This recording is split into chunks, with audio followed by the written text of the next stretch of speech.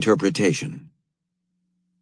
Metternich's goal was always a settlement that would best serve Austria's long-term interests. Those interests, he decided, involved not just preventing Russian intervention in Greece, but maneuvering the Tsar into permanently relinquishing the right to send troops into the Balkans, an enduring source of instability in Europe. So Metternich looked at the relative forces on both sides. What leverage did he have over the Russians? Very little. In fact, he had the weaker hand. But Metternich possessed a trump card: his years-long study of the Tsar's rather strange personality. Alexander was a highly emotional man who would act only in a state of exaltation. He had to turn everything into a crusade. So right at the beginning of the crisis, Metternich planted the seed that the real crusade here was one not of Christians against Turks, but of monarchies against revolution. Metternich also understood that his main enemy was Neustria, and that he would have to drive a wedge between Neustria and the Tsar. So he lured an envoy to Vienna. In one-on-one negotiations, Metternich was a chess player on the Grand Master level. With Tatishev, as with so many others, he first lowered his opponent's suspicions by playing the foppish, even dim-witted aristocrat. Next, he drew out the negotiations, miring them in abstract, legalistic discussions. That made him seem even more stupid, further misleading Tatishev, but also confusing and irritating him. A confused and riled negotiator is prone to make mistakes, such as reveal too much about what he is after, always a fatal error. A confused negotiator is also more easily seduced by emotional demonstrations.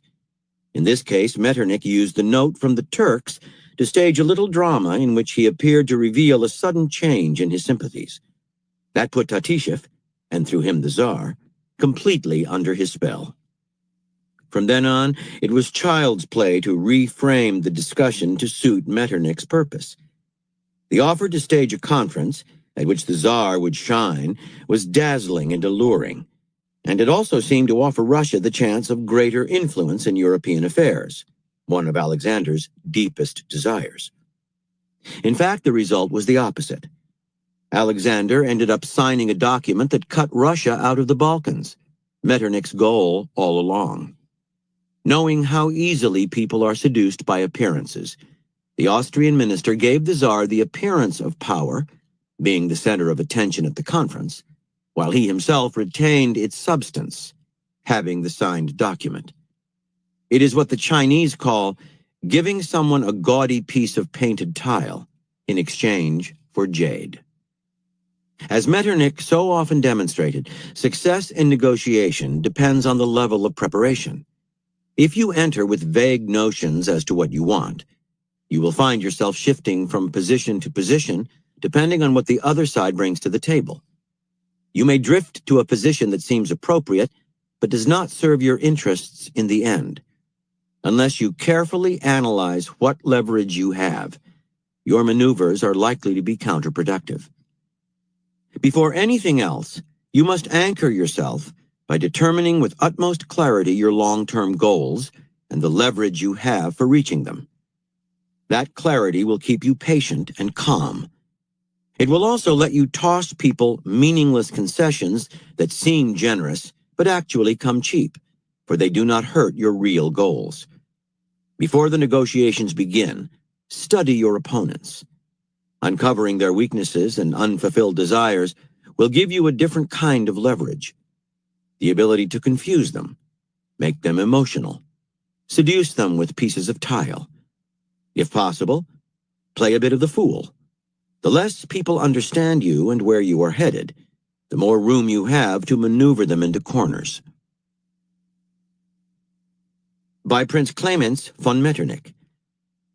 Everyone wants something without having any idea how to obtain it. And the really intriguing aspect of the situation is that nobody quite knows how to achieve what he desires. But because I know what I want, and what the others are capable of, I am completely prepared. Keys to warfare. Conflict and confrontation are generally unpleasant affairs that churn up unpleasant emotions. Out of a desire to avoid such unpleasantness, people will often try to be nice and conciliatory to those around them, in the belief that they will elicit the same response in return. But so often experience proves this logic to be wrong. Over time, the people you treat nicely will take you for granted. They will see you as weak and exploitable. Being generous does not elicit gratitude, but creates either a spoiled child or someone who resents behavior perceived as charity. Those who believe against the evidence that niceness breeds niceness in return are doomed to failure in any kind of negotiation, let alone in the game of life. People respond in a nice and conciliatory way only when it is in their interest and when they have to do so.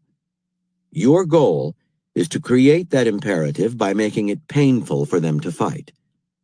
If you ease up the pressure out of a desire to be conciliatory and gain their trust, you only give them an opening to procrastinate, deceive, and take advantage of your niceness. That is human nature. Over the centuries, those who have fought wars have learned this lesson the hard way. When nations have violated this principle, the results are often tragic. In June 1951, for example, the U.S. military halted its extremely effective offensive against the Chinese People's Liberation Army in Korea because the Chinese and the North Koreans had signaled they were ready to negotiate.